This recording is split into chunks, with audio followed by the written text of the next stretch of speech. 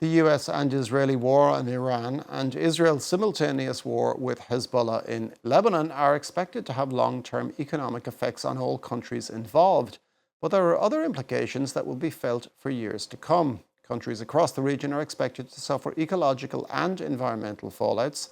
The first 2 weeks of the war alone unleashed more than 5 million tonnes of carbon dioxide equivalent, while in Lebanon, more than 50,000 housing units were destroyed or damaged within 45 days of war.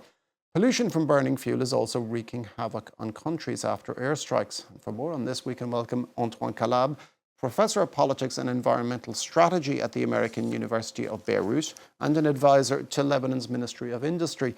Good morning, Antoine, and thank you for joining us. Can I start by asking you, is the environmental impact something that has been neglected somewhat in coverage of this war? Good morning, and thank you for hosting me.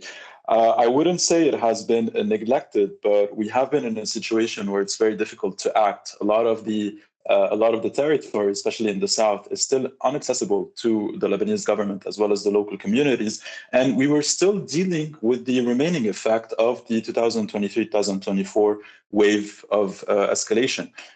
There's still a lot of data that needs to be gathered, but we have preliminary numbers from the earlier wave of conflict. And it does seem that there is significant environmental damage in certain areas in South Lebanon.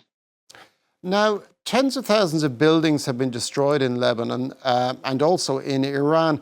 What is the immediate and long-term impact of these? So I can tell you that, especially since I've been following up on this topic, I would say larger and long-term threat is the issue of rubble. Between September and November of 2024, as well as the previous strikes throughout 23 and 24, the war generated about 16 million tons of rubble. This is a significant amount. To put it in terms of regular construction and demolition waste, this is what we were expected to generate between 15 and 20 years of regular construction activities. We generated them in 3 months. This rubble poses a significant threat to the local ecosystem. It can have certain heavy metals and other toxic material that can leachate into the waterways and underground water. But at the same time, if we do not recycle this rubble into the reconstruction process, then we are looking at extracting an equivalent volume from quarries, which means effectively doubling the environmental damage on the landscape. Now, what are the long-term implications for damage to a country's built environment with regard to settlements, urban settlements that might have been disrupted, and in some cases it may not be possible to re-inhabit them again anytime soon? The urban environment is an environment that needs active maintenance. If you do not maintain infrastructure, then eventually it collapses on its own, and it can pose an actual threat to the natural environment. And therefore, the absence of local communities in their villages also increases the threat of having long-term damage from a decaying urban environment. And this is what we see in a lot of ghost towns or cities that were abandoned due to war or other types of disasters.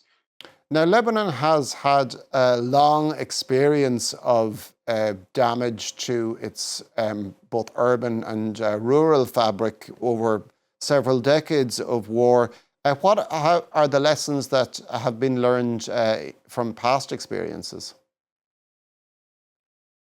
I would say definitely in disaster studies, we say that a disaster is never over until we've solved the cause that was the root cause behind the disaster. And therefore, we need a better governance system that, on one hand, reduces the threats of the threats of crisis, but at the same time, we need to be proactive. Anytime we feel that a certain ecosystem or a certain environment is facing a certain threat, then the government should, with the local communities, try to prevent the further contamination and try to set the proper remediation action. And I believe that Lebanon faces a particular situation because the government has been suffering from a severe collapse since 2019. And this is why we're seeing that a lot of the environmental damage over the years has been accumulating, and the government has not been able to deal with these consequences so far. Is there any prospect of funding to reverse environmental damage being factored into eventual peace settlements in Lebanon and elsewhere? So naturally, the reconstruction of the South should prioritize environmental remediation. So far, foreign funding has been relatively scarce. When it comes to the reconstruction of the South, we've only received one World Bank loan totaling $250 million, which is meager compared to the $11 billion that the World Bank and the government assessed when it comes to needs in reconstruction. So I would say it's still a drop in the ocean, and we were at a stage where we were about to use this money and start activating this loan where the second wave of conflict began in the last few months. So and so far it does not look promising when it comes to our ability to attract foreign funding. That being said, we should also look at different alternative approaches, such as having a better relationship with the private sector and making sure that the reconstruction can be done with the consensus and the participation of the local communities, but also taking into account local environmental damage. And over the past few years, foreign funding has been quite difficult to obtain for the Lebanese government, and therefore I think it's time to also start looking at different approaches.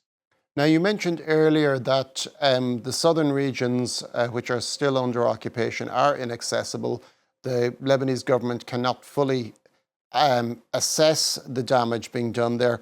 What is the government doing in this area in advance of an end to the war? I mean, in the area of reconstruction and damage assessment? So as far as I know, there hasn't been a clear vision articulated when it comes to reconstruction. But to be fair, the hostilities are not considered to be completely over, and therefore talking about actionable steps for the reconstruction might seem a bit too early. However, as I mentioned, there are different discussions about perhaps diverting some of the existing projects and budgets towards having more emphasis on the reconstruction in the South.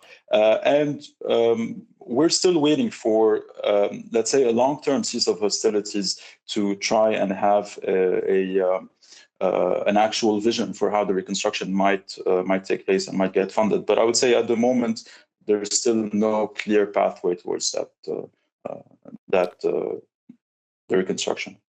Thank you very much for that, Antoine Kallab, Professor of Politics and Environmental Strategy at the American University of Beirut.